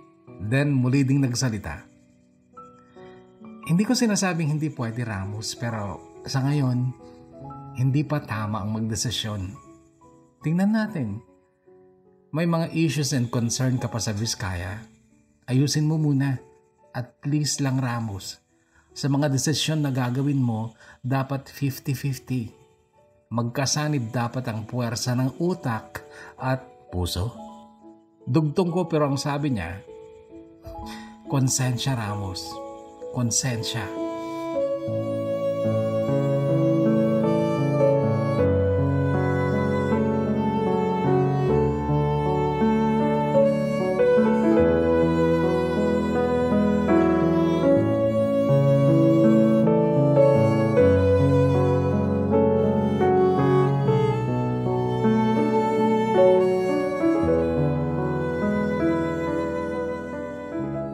Hindi lang dahil sa bilin ni Almira kundi utos din ng utak ko na muling kausapin ng masinsinan si Melissa. Garon pa rin ang katayuan niya. Ako daw ang magpapasya. Ang sabi ko, ganito na lang Melissa, kung pipili ka sa amin ni Jonathan ngayon, sino ang pipiliin mo? Siya Amos, but again, hindi ako makikisama sa kanya kung ayaw mo. Biglang umiyak si Mumoy sa labas habang kalaro ang pinsan niya. Tumayo si Melissa upang tingnan ng bata. Kinuha ko ang cellphone ko sa bulsa ng polo ko at in-off ko ang recorder. Yes, Kuya Bono, nirecord ko ang sagot ni Melissa upang may magamit ako para patunayan sa aking ina na hindi santa ang manugang niya. Pero sa loob ng 45 days na bakasyon ko dyan noon ay hindi ako dumating sa puntong kailangan kong iparinig yun kay mama dahil hindi na rin niya ako pinilit na umuwi sa aking mag-ina kasi inunahan na ako ni Melissa na magsabi kay mama ng tungkol sa kanila ni Jonathan. Akala ko nga sisisihin pa rin ni mama si Kuya Ronnie kung bakit nangyari yun kay Melissa. Hindi naman na dahil anya, nagpapasalamat daw siya kasi at least ako, umuwi na ako sa kanya. Si Kuya Ronnie kasi ay nanatili sa apartment ni Maring. Mula kasi nung manggaling ako ng San Jose, hindi na ako bumalik sa apartment ni Maring. Umuwi na ako sa bahay ng magulang ko. Bago ako bumalik dito, nagawa ko lang pasalamatan si Maring sa tawag. Hindi na ulit kami nagkita. At alam niyo na siguro ang dahilan kung bakit mas ginusto ko nang mawala na ng tuluyan si Maring sa buhay ko, pero hindi ang anak namin. Alam kong nakikita niyo na kung ano ang gusto kong mangyari at kung sino ang pinili ko. Oo, si Almira. Pero hanggang ngayong malapit na naman akong umuwi ay hindi pa ako sinasagot ni Almira. January 27, 2023 noong bumalik ako dito and in 6 months ay uuwi na naman ako dyan, harinawa sa January 2026. Nagsama na sina Jonathan at Melissa noon pang March 2023 at si Maring, ewan ko kung ginantihan lang niya ako sa hindi ko pagpili sa kanya kasi si Kuya Ronnie naman ang ginawa niyang asawa. Hanggang ngayon naman ay sila pa. Si Almira, mahigit 2 taon nang responsable namang ka-chat at ka-video call ko. Ramdam kong mahalaga na ulit ako sa kanya pero wala pa talagang label ulit ang aming relasyon. In short ay hindi pa kami dahil ang gusto niya ay sa personal namin seselyuhan ng aming relasyon. Marahil ilan na sa inyo ay nagsasabi na yung unang babaeng pinangakuan ko ng una at huling mamahalin ko ang makakatuluyan ko. Sa totoo lang gusto ko ring isipin yan. Gusto kong mangyari yan pero wala pa akong kayang gawin ngayon kundi ang magdasal na sana nga mangyari ito. Hindi kalakihan ang sweldo ko dito bilang mekaniko pero nakakapag-ipon naman ako para sa inaasahan kong future namin ni Almira. 2 bata pa kasi ang sinusustentuhan ko plus ang magulang ko.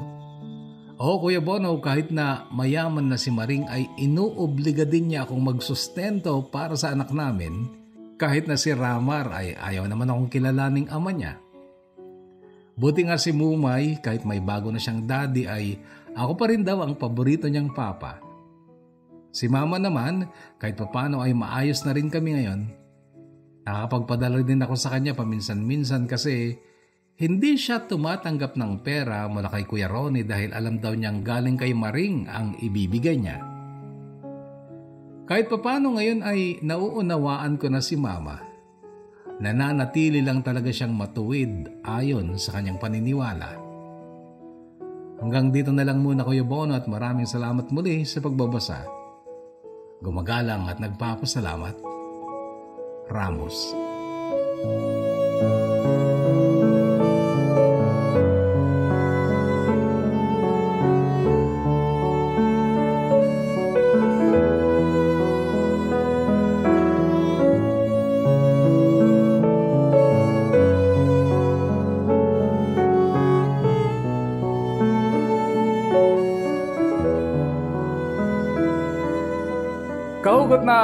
Ramos, una sa lahat, maraming salamat sa pag-abala sa iyong sarili sa pagbabahagi ng part 2 ng iyong kwento. Although may aabangan pa kami, 6 months bago ka umuwi, di ba? Oo, 2026, hopefully ay maibahagi mo kung ano man ang mangyayari, kung kayo talaga ni Almira ang magkatuluyan at kung ano pa ang update sa dalawang naging ex mo. At yes, unawang-unawa kita kung bakit hindi mo na binalikan o pinili si Maring, masyado namang halata. At hindi rin kasi maganda na yung suggestion ng kuya mo, yung kung paano kanya sinisilaw dati na ay ang ingay talaga. Pasensya na kayo mga kahugot kung maingay dito. Well, anyway, napakaganda ng kwento mo, part 1 at part 2, napakaganda. And sana ay huwag mo ipagdamot sa amin ang part 3 pagdating ng panahon. At ngayon, ilan sa ating mga shoutout sa nagdaang kwento dito sa Kahugot TV. Mula sa pinag-isang kwento ni Norian. Pa-shoutout ko yung parang sabi ni Genesis Bonesilio, shoutout to you. I've been listening here in Hong Kong, kuya Bono, sabi naman ni Kakoryat PHK. Kakoryat, wow. Ayun, pinag-isang part 1 and part 2. Thank you so much, Papa Bono. Pa-shoutout po from Isabella family, Iglesias and Rara from Elisa Joy Etang. And pa-shoutout ko yung Bono sa lahat ng tagapakinig mo, lalo na sa aking mahal na asawa, Geraldine Caron, sa dalawa po naming mahal na anak, Cyrus Arger at A. Steve from Famstar. First, hi Kuya Bono, shoutout po sa family ko sa Luquilo, Cabagan, Isabela, sa Talosig, Fugaban po. It's me, Katrina Fugaban po. Thanks for another interesting story po. It's from Maria Katrina Fugaban. Thank you so much. Aurelia Simon Eugenio from Pilar City of Ilagan, Isabela. At ang aking asawa na si Vergel Lazaro. I love you, asawa ko. Thank you. Wala naman kay Aurelia. Shout out to you. And Christian Baluang says, good afternoon. Shout out kadagiti amin nga listener mo from Kalinga, Agyaman. Pa-shout out ko Bono yung family Quaresma dyan sa General Balao, Sulana. I miss you all, always watching here in Hong Kong. Mula kay Lynn Sabado. Ganun sana, diretso shout out na kayo. Okay? Hello, sabi naman ni Sedi Camils. Carmina Kalayan Bawet. Shout kay Bono listening here in Kuwait. Sa family ko sa Calao, Peñablanca po, na miss ko na. Especially to my son, John Christian Bawet. And also to my husband, Philip John... hindi pala. Also to my husband, Philip John Bawet. At sa papa ko sa Linao, si Papa Rodi Kalayan. Miss you, papa ko, very soon, sabi ni Carmina. Daisylen Bedanya of Doha, Qatar. Shout out kay Bono, thank you. And Elaine Grace Modesto. Hello there, fellow listeners. And hello, Kuya Bono. Naimbag nga Aldaw at Damanenti Dingen. Salamat, sender from Elaine. Hello sa lahat ng listener from Reka Jukoy ng Singapore. Hi, Kuya Bono. Shout out sa family ko dyan sa Carig Norte. Ariola family, miss you all. I have a listener here in Hong Kong that's from Arlene Pamitan, Carig Norte, Tuguegarao City. Afternoon, Kuya, always nakaabang here in Hong Kong. Sana po ma-upload nyo din yung old stories ni Renata. Hindi ko po mahanap dito, yung part 2 lang po. Yes. Francis Balubar, thank you. Shout out from Randy Rodolfo. Shout out to you. Boss Aim, shout out to you. Pa-shout kay Paul listening here in Jeddah from Ballesteros, Cagayan. It's Jenny V. Ruelos. Good day, Kuya Bono. Salamat po ulit sa bagong upload. More power po. Pa-shout po kay J.R. Hernandez ng Hitachi, Japan from Levelin Flores. Thank you sa upload, Kuya Bono. Solid the banger here in Singapore from Mayflor Cortez, Kudal. Kuya Bono, yung kwento po sana ni Clara, yung age doesn't matter po. Please, Leia Basena, natanggal din ba yun? Yeah, that's actually one of my favorite stories. Sige, hanapin natin. Dami nating listener now of W from Hong Kong. God bless ating lahat. Zenny Pagal. Actually, kayo yata yung pinakamarami at maraming salamat sa inyo. Shoutout Kuya from shoutout Kuya kay Ma'am Ella Corcuera from Moises de la Cruz. And hello pa shoutout sa amin naman Rochelle and Ulep. And shoutout Kuya Bono from Laguna City, Lamtin, Hong Kong. Iyaman Kuya Bono from Marilo Adluz. Good day sa inyong lahat Kuya Bono. Pa shoutout naman sila Nilo, Dayap, Buboy, Niras, Torio, Ruland, Dodong from General Trias, Cavite. It's from Reggie Rivera. Thank you. Dahil gusto ko araw-araw nating marinig ang boses, kahit ulit-ulitin ko pa mga matagalan na post. Thanks at may upload ulit na napakinggan ko na, papakinggan pa din. Apple listener here, hindi ka pa din makalimutan itong kwento na ito ni Nori Ann. May kanapi. Ako nakalimutan ko na. Sa dami na talaga na nabasa ko, hindi ko na sila matandaan lahat. Maliban lang sa talagang mga iconic na kwento. Shoutout nga pala kay Angela Pulin. Maraming salamat sa pag-chat and please pagdesisyonan mo na ang magbahagi ulit ng update tungkol sa buhay mo. AP. Hello Kuya, thanks sa bagong upload. I was listening here in Cyprus from Enrile, Cagayan Valley. Good day and God bless you always. Ganoon din sa iyo Maricel Butakan. And sa Brave, shoutout to you.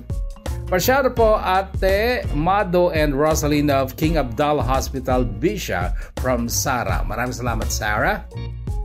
It's been a month since napakinggan ko ang kwentong ito, but here am I again, listening again. Kuya Bonog Yamanak, God bless po. Honey Gem and Bea Carmona, shout out to you dyan sa Tarlac City. And mula naman kay Glenda Balog, I was listening here in Israel. Tahimik na po, ceasefire na at wala ng missile. Sana lagi kayo mag-upload Kuya Bono everyday sana. Glenda Balog. Ayan, ito pala yung galing sa Israel. Maraming salamat naman at nag-ceasefire na. Listening from Honolulu, Hawaii, shout out sa mga taga-Gatan, Kabakungan family from Luster, Kabakungan. Yan na muna at naiinis ako sa mga lumilipad-lipad, okay? Yung iba, Sonia Tolentino, sayang si Asra, pa-shout ko yung listening in Hong Kong. Ay, si Norian nga pala yung kwan sa Qatar, okay?